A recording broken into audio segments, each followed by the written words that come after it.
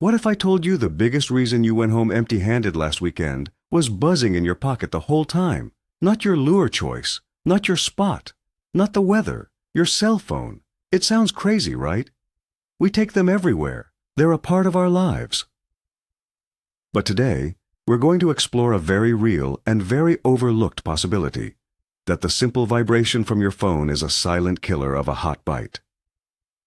Stay with me, because what I'm about to share could completely change how you prepare for a day on the water. In fact, I'm willing to bet that after watching this, you'll never look at your phone the same way again while you're fishing. So, let me ask you right now, do you think this is a real thing or just another fishing myth? Drop your initial thought in the comments below, and let's see if you still feel the same way at the end. For years, we've been told the same things about being quiet on the water. Don't slam the cooler lid, don't drop your pliers on the deck, don't stomp around in the boat. These are the classic rules, the deeper wisdom passed down from one generation of anglers to the next. And they're all true. Unnatural noises spook fish. But in the last 15 to 20 years, a new source of noise has entered our boats, and we've completely ignored it. We treat our phones like an extension of ourselves, but we never stop to think about how they interact with the fishing environment. We're so focused on the old rules that we've missed the new one. This isn't about some old-timer says theory. This is about looking at a modern habit through the lens of fish biology and simple physics, and asking a question that most of us have been too distracted to even consider.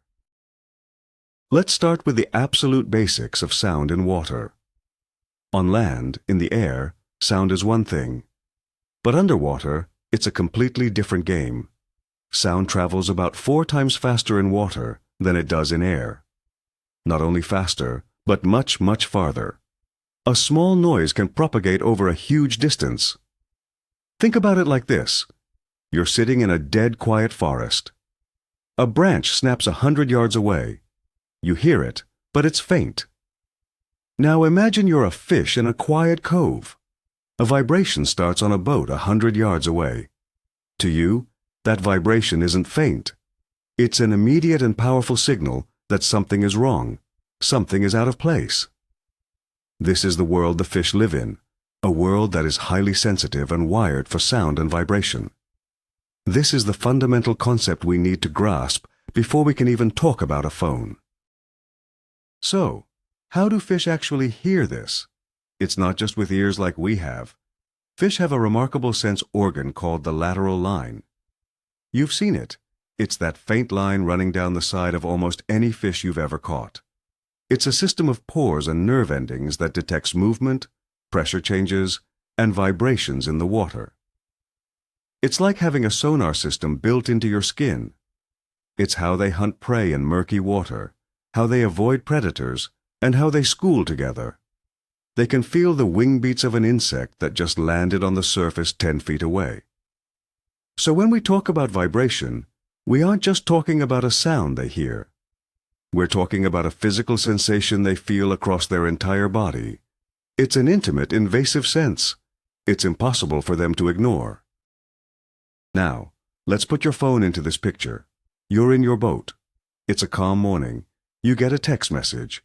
Your phone, sitting in your pocket or a cup holder, starts to vibrate. To you, it's a minor buzz. But what's actually happening? A small motor with an off-center weight is spinning rapidly, creating a powerful, localized vibration. That vibration doesn't just stay in your pocket. It travels directly into your body, through your seat, and into the hull of your boat. Your boat, whether it's aluminum, fiberglass, or a plastic kayak, is now a speaker.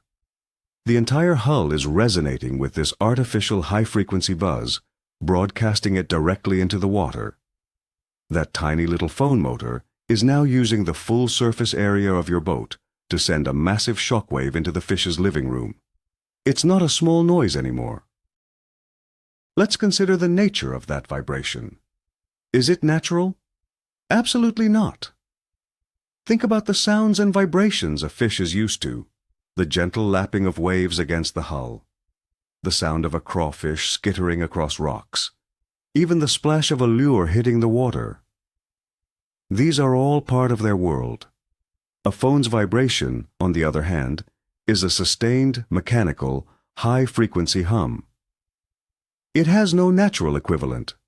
For a prey animal that has spent millions of years evolving to detect threats, this unnatural signal screams one thing: danger. It's the unknown. It's something to be avoided at all costs. It's not the same as dropping your pliers, which is a single, sharp sound event. A phone call can make the boat hum for minutes on end. This sustained alarm bell is telling every fish in the area to either lock down or flee. The type of boat you're in makes a massive difference in how this signal is transmitted. Think of a drum. An aluminum boat, especially a simple john boat, is basically a giant metal drum floating on the water. It's incredibly efficient at transferring vibrations. A phone vibrating in an aluminum boat is probably the worst-case scenario. The entire boat rings like a bell. Fiberglass is a bit better. It's denser and tends to dampen vibrations more effectively, but it still transmits them. And what about kayaks? Many fishing kayaks are made from rotomolded polyethylene, a type of plastic. While plastic also dampens sound better than metal, you are in much closer, more direct contact with the hull. The vibration has a very short, very direct path from your body into the kayak and out into the water. No matter what you fish from, your boat is an amplifier for your phone.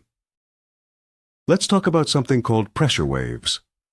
This gets a little more technical, but it's crucial. The vibration isn't just a sound, it's a physical wave of pressure moving through the water. Imagine dropping a rock in a pond. You see the ripples spread out. That's a visual representation of a pressure wave. A vibrating phone connected to a boat hull is doing the same thing, but on a much finer and more rapid scale. It's sending out continuous, fine-tuned ripples of pressure. The fish's lateral line is exquisitely designed to pick up exactly these kinds of pressure changes. It's how a predator fish can track the wake of a small bait fish from yards away. So when your boat starts emitting these constant, unnatural pressure waves, you are effectively jamming their sensory systems with loud, meaningless, and alarming static. Now, let's compare the phone to other classic fishing mistakes. Everyone knows the sound of a tackle box lid slamming shut. It's a loud, sharp crack. It definitely spooks fish in the immediate vicinity. But it's a single event. The fish hear it, they may get spooked, but then it's over. Silence returns. They might calm down after a few minutes and resume feeding. A phone call or a stream of text messages is completely different. It can cause the boat to vibrate continuously for 30 seconds, a minute, or even longer. It's not a single shock wave, it's a sustained period of alarm. This sustained threat is far more likely to make fish not just pause, but to completely shut down the bite in a wider area, or leave the area altogether. It's the difference between a car backfiring and a non-stop car alarm. So, which is actually worse? Dropping a heavy pair of pliers on the floor of your aluminum boat, or a 5-minute phone call on vibrate? Most old-timers would immediately say dropping the pliers. But I'm going to argue the phone call is far more damaging to your fishing. The dropped pliers create a low-frequency thump. It's a loud noise, but it's in a frequency range that might be similar to a beaver slapping its tail or a large rock falling. The phone creates a higher frequency buzz. This is a frequency that is deeply unnatural. Furthermore, the duration is key. The thump is over in a fraction of a second. The phone's buzz tells fish that a strange, persistent threat has arrived and is not leaving. This can clear out a spot far more effectively than a single loud noise. Let me share a quick story. I was talking to a full-time fishing guide a while back. He told me he started noticing a weird pattern. He would be on a great morning bite with clients, fish were active, everything was going perfectly. Then, one of the clients would get a work call. The client would be in the back of the boat, talking quietly, but the guide noticed his phone was on vibrate. Almost immediately after the call started, the bite would just die. Completely. It happened once. He thought it was a coincidence. It happened a second and third time, and he started to connect the dots. Now, he has a strict phones on silent, no vibrate rule on his boat. He says his catch consistency has improved dramatically since he enforced that rule. It's anecdotal, sure, but it's a powerful observation from someone who spends 200 days a year on the water. Let's bring this down to the fish's level. We need to think about something I call the spook factor. Fish are wired for survival. Their entire existence is a balance between finding food and avoiding being eaten. To do this, they have to categorize every signal they receive as either safe, food, or danger. A familiar sound, like a lure splashing down, might mean food. The sound of other fish feeding might mean safe or food. But a sustained mechanical buzz that makes the water around them physically tremble, that has zero positive associations, it falls squarely into the danger category. And the response to danger is not curiosity. It's not to stick around and investigate. The response is to get away from the source of the danger as quickly as possible, or to hunker down in the nearest cover and refuse to move or eat until the threat is gone. Does this affect all species the same way? That's a great question.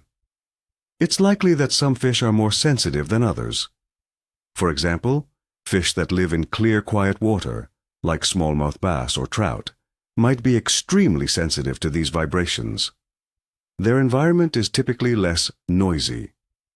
Fish that live in murky, stained water, like catfish or largemouth in a muddy river, might be slightly more tolerant. They're used to a world with less visibility, where they rely more heavily on their lateral line and are accustomed to more ambient noise. However, even for these fish, the unnatural frequency of a phone's vibration is still a foreign and potentially threatening signal. So while the degree of spooking might vary, it's unlikely that any fish would interpret the signal as a positive or neutral event. Let's also factor in the environment. The impact of your phone's vibration can change dramatically depending on where you're fishing. Imagine you're on a large open lake with a 20-mile-per-hour wind.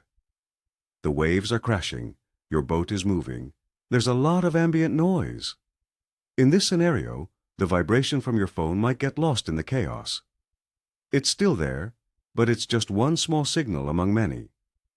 Now picture the opposite. A small, glass-calm pond at 6 in the morning. The water is gin clear. There is no wind. The only sounds are birds chirping. In this environment, your boat is a beacon of noise. The vibration from your phone is like a fire alarm in a library. It will travel farther, be heard more clearly, and will have a much more dramatic effect on any fish nearby. So, we've established the problem. The phone in your pocket is very likely a fish spooking machine. What's the obvious solution? It's simple and it's free. Go into your phone's settings and turn off Vibrate on Ring and Vibrate on Silent. Just turn it off completely for the duration of your fishing trip. If you need to know if someone is calling, you can have the ringer on a low volume. Or even better, you can rely on a smartwatch if you have one, as the vibration on your wrist is far less likely to transfer into the boat hull. This one, tiny change in your routine, costs you nothing and could be the single most effective thing you do to improve your stealth on the water. It's the easiest fix in the world for a problem you probably didn't even know you had. But what if you're on call for work or you need to stay connected for family reasons? Simply turning the phone off or leaving it in the truck isn't an option for everyone. I get that. So, we need to think about isolation. The goal is to stop the vibration from reaching the hull of the boat. Keeping it in your pocket is a bad idea because your body is a great conductor of vibration. Setting it in a plastic cup holder is also bad, as it's directly connected to the boat's structure. The key is to create a buffer. You need to find a way to dampen the vibration before it can be amplified by the boat. This requires a little more thought than just flipping a switch in your settings, but it's absolutely achievable. Here is a practical, better solution for those who need to keep their phone on: Vibrate. Create an isolation box or isolation pad for your phone. This can be as simple as a small piece of thick, dense foam. The kind of foam used for packing electronics or in seat cushions works great. Place that foam pad in a storage compartment or on the console and put your phone on top of it. Another great option is to put your phone inside a thick, soft-sided tackle bag surrounded by soft plastics. The layers of fabric and plastic will absorb the majority of the vibration before it ever has a chance to reach the boat itself. The key is to break the direct physical connection between the vibrating phone and the hard surfaces of your boat. Now, I know what some of you are thinking. I can hear the comments already. This is ridiculous. I've caught thousands of fish, and my phone is always on vibrate. And you know what? I believe you. You absolutely can and will catch fish with your phone on vibrate. But this is a classic case of not seeing the whole picture. The question isn't, can you catch fish? The question is, how many more fish could you have caught? Maybe that one big bass that was following your lure decided to turn away at the last second because your phone started buzzing. Maybe the school of crappie that was under your boat spooked and moved off before you even knew they were there. You don't know what you're missing. You only know the fish you caught, not the ones you scared away. This is all about a simple concept: controlling the variables. Fishing is a game full of variables we can't control. We can't control the weather.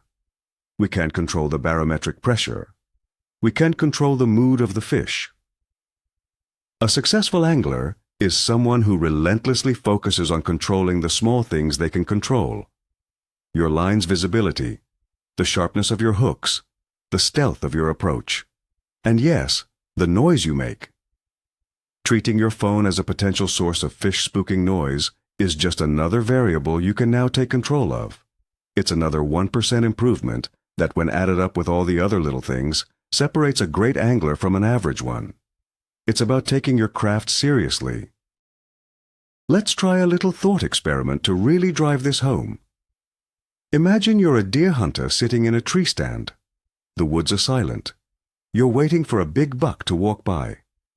Would you have a device in your pocket that randomly starts making a loud mechanical buzzing noise for a minute at a time?